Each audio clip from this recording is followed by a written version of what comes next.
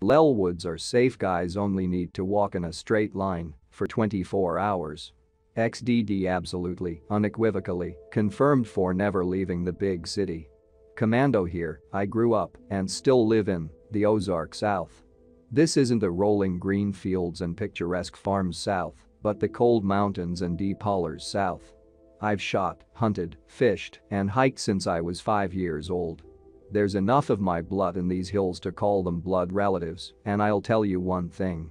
If you wander them with that mentality, you will die.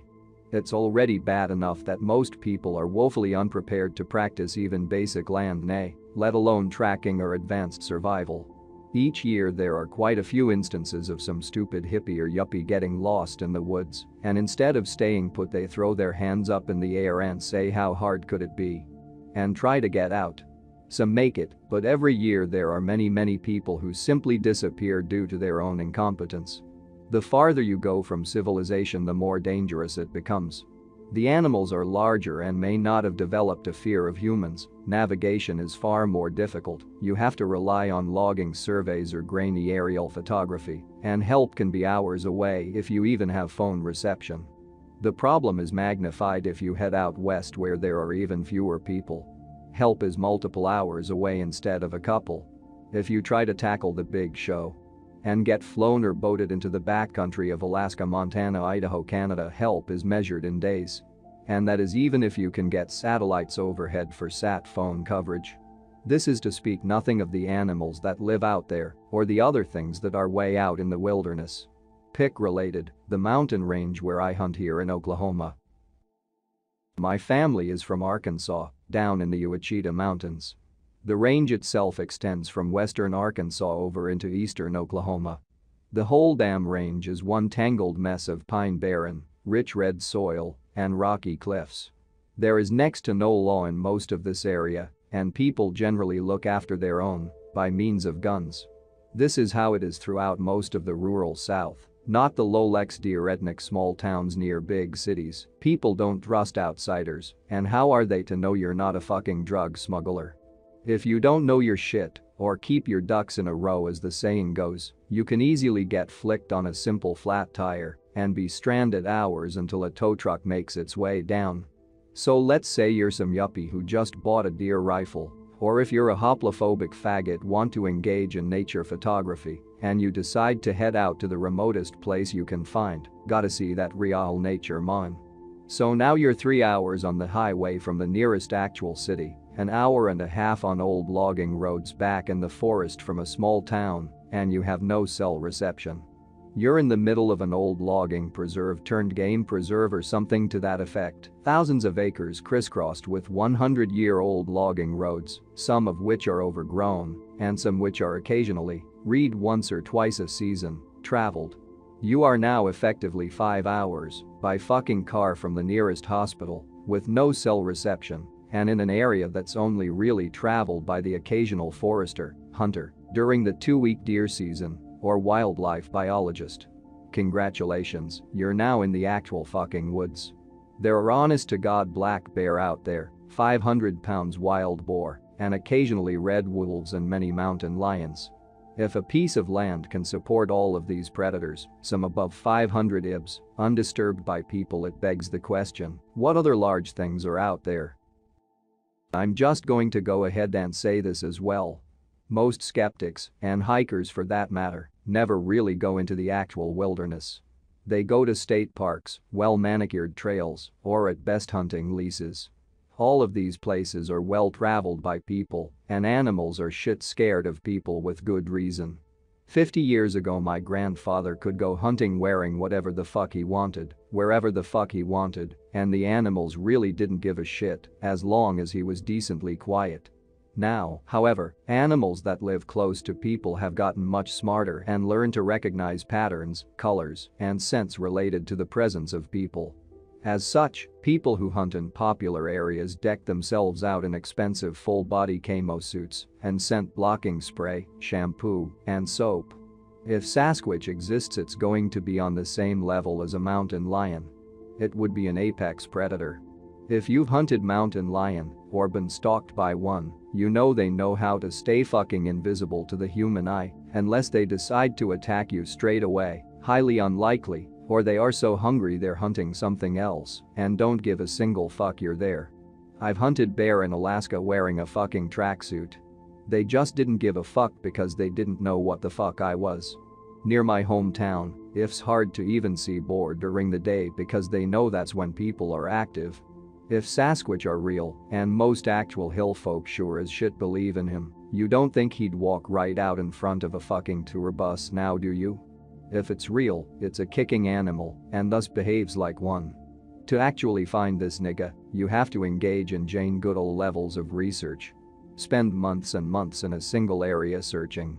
If you actually want to know if cryptids exist, put in effort, grab a gun, and go in the fucking woods.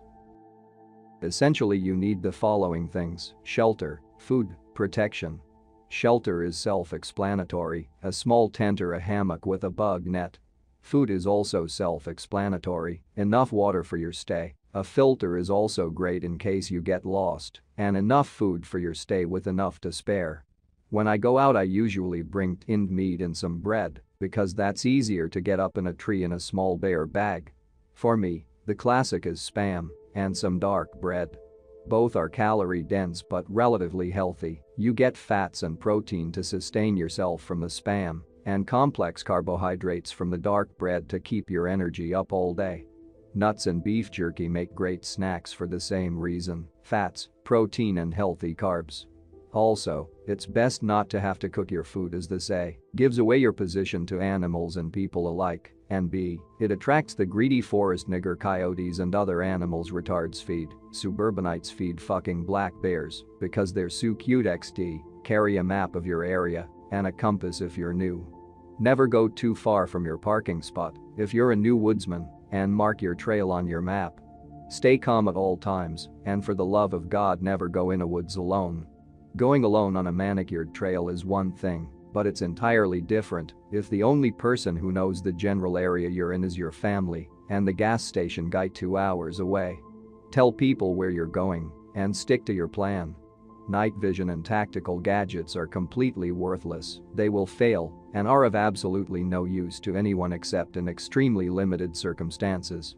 Long story short, those gadgets that are average Joe affordable suck and will hamper your ability to learn to use your natural sense, if they even do work. For protection? Don't fuck around with a knife or machete, those are tools and not weapons. Get a good gun and learn how to use it. Doesn't have to fancy, just something you practice with. I know this is stereotypical for a commando, but get a Mosin Nagant. They will never be banned anywhere, and people won't second guess you having an old hunting rifle, because that's what it looks like.